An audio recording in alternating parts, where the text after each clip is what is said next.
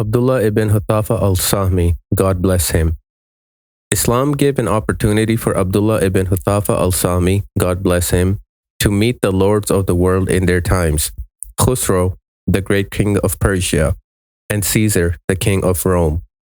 In the sixth year of Hijrah, migration, the Prophet determined to send a group of his companions to the kings of non-Arabs, inviting them to Islam.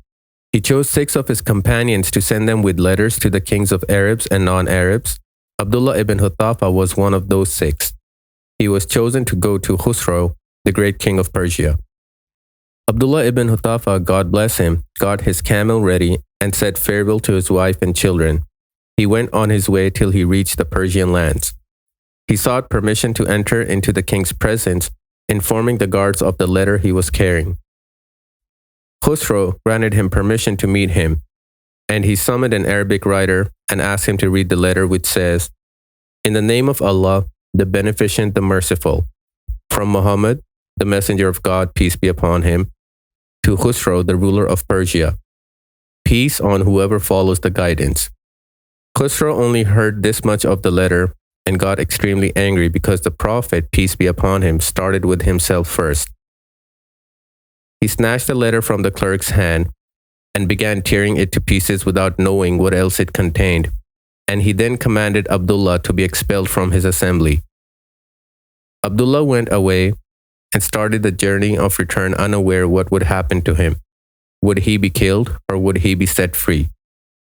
When Khusro's anger had subsided, he commanded that Abdullah be brought before him, but Abdullah had gone.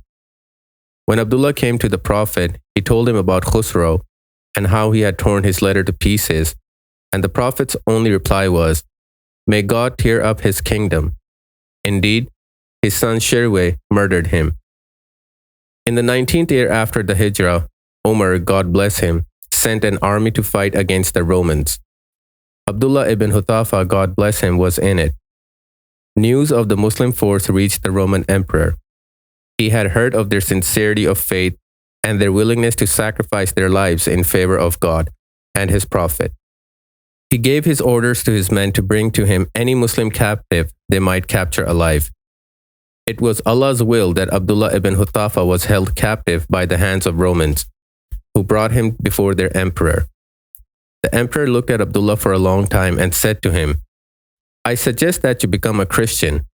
If you do this, you will be set free, and I shall grant you a safe refuge." The prisoner said in pride, "Death is preferable to me 1,000 times than to what you ask me to do." The king said, "If you agree with me, I shall make you my partner and give you a share of my authority." Abdullah smiled and said, "Swear to Allah, if you give me all that you possess and all that the Arabs have in exchange for giving up the religion of Muhammad for a glimpse, I shall not do so." He said, "Then I shall kill you." Abdullah said, "Do whatever you want."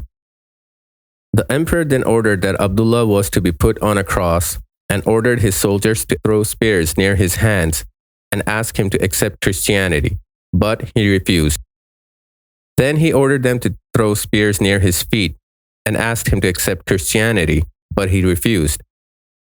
The emperor then had him taken down from the wooden cross. He called for a great pot to be brought. This was filled with oil, which was then heated on fire.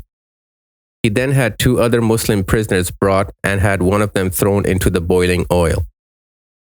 The prisoner's flesh sizzled, and soon his bones could be seen. The emperor returned to Abdullah and invited him to Christianity. He refused it more than before.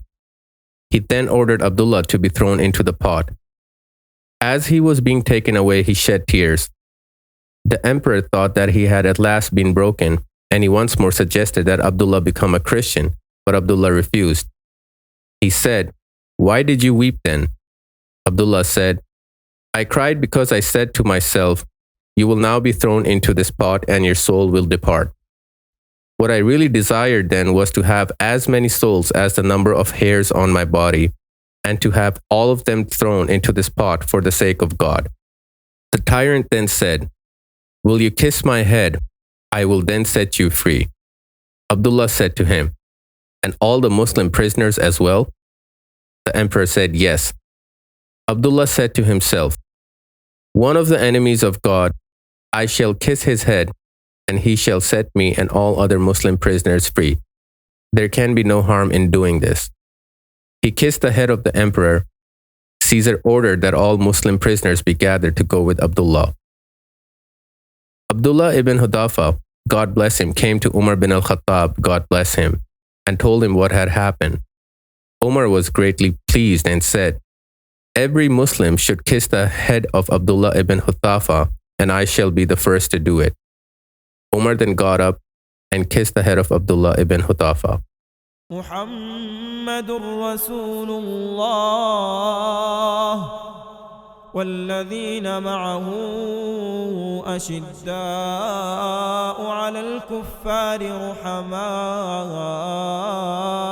بينهم تراهم ركعا سجدا يبتغون فضلا من الله ورضوانا سيماهم في وجوههم من أثر السجود ذلك مثلهم في التوراة ومثلهم في الإنجيل كزرع